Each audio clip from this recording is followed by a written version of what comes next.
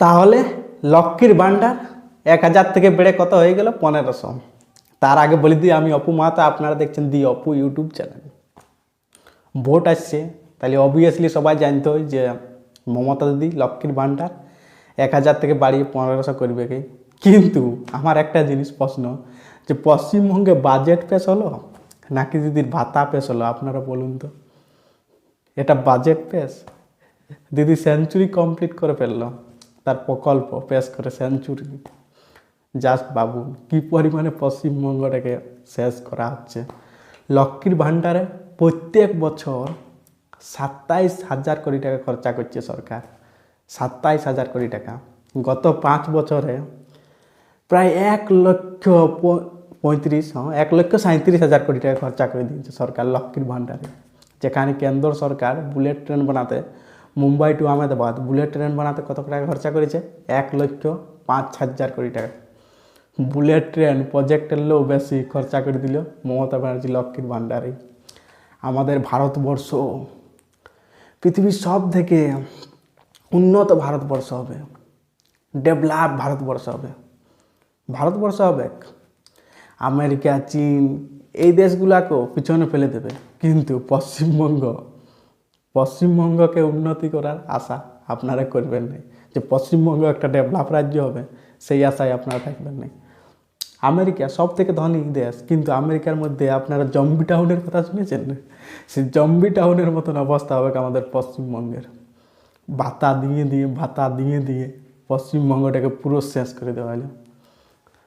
Budget পেশ কোনগুলোকে বলা হয় আপনারা বলুন? বাজেট পেশ শিক্ষা খাতে খরচা করতো, সেইটা হতো বাজেট পেশ। স্বাস্থ্য খাতে খরচা করতো, কারণ যে পরিমাণে পশ্চিমবঙ্গটা দূষণ হচ্ছে, আপনারা যে এলাকায় বাস করেন সেই এলাকার একুআইটা টেস্ট করবেন তো, এয়ার কোয়ালিটি ইন্ডেক্সটা কী পরিমাণে দূষিত আছে চেক করবেন। 200-300 এয়ার কোয়ালিটিটা, ভেরি আনহেলদি। যে পরিমাণে রোগ অসুখ হচ্ছে, সেই খাতে সরকার বাজেট পেশ করতো।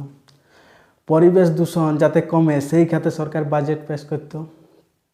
শিক্ষা খাতে বাজেট পেশ করতো, কিন্তু না, ভোটে জিতার জন্যে কি ভাতার খাতে শুধু বাজেট পেশ হচ্ছে। জাস্ট ভাবুন, সেঞ্চুরি কমপ্লিট, পুরো শেষ পশ্চিমবঙ্গ। যেখানে অন্য রাজ্যগুলো এআই এর মাধ্যমে স্মার্ট সিটি বানাচ্ছে। বুলেট ট্রেন প্রজেক্ট তো আপনারা দেখছেনই, মুম্বাই টু আহমেদাবাদ, মুম্বাই টু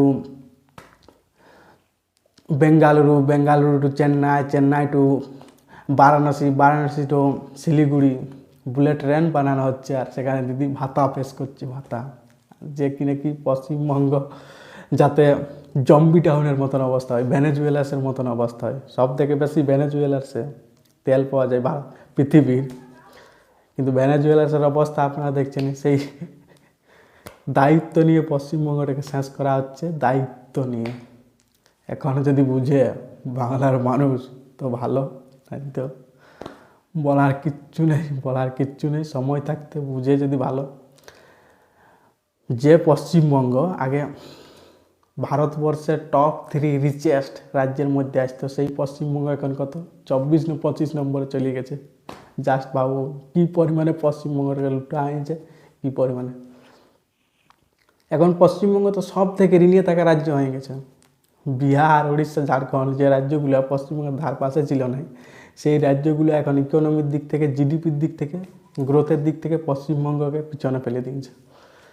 মানে ভাবুন কী পরিমাণে দায়িত্ব নিয়ে প্রথমে কংগ্রেস, তারপরে কমিউনিস্ট মানে সিপিএম, আর এখন এই মমতা ব্যানার্জি সরকার দায়িত্ব নিয়ে পশ্চিমবঙ্গটাকে শেষ করছে। আপনারা জাস্ট ভাবুন, একদিকে ভাতা দিচ্ছে ফ্রি, অন্যদিকে তারা লুটছে। চুরি দুর্নীতি তো পিএইচডি করে রেখেছে।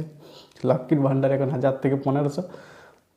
কে জানে যদি সরকার ঘুরে এই সরকার জিতে যায়, নেক্সট ইলেকশনে না 2000 করে দেয়, করবে কে? কারণ আইপ্যাকের নির্দেশ। তারপরে আবার কি বলা হয়েছিল যে পরিযায়ী শ্রমিকদের 5000 টাকা করে দেওয়া হবে, কিন্তু বাজেট পেশে ওইটা নিয়ে কিচ্ছু বলা হয়নি। কারণ আইপ্যাকের নির্দেশ, যদি পরিযায়ী শ্রমিকগুলা, খেটে খাওয়া শ্রমিকগুলা যদি বাইরের রাজ্যে কাজ করতে না যায়, তাহলে দিদির টাকা আসবে কোথা থেকে আপনারা বলুন?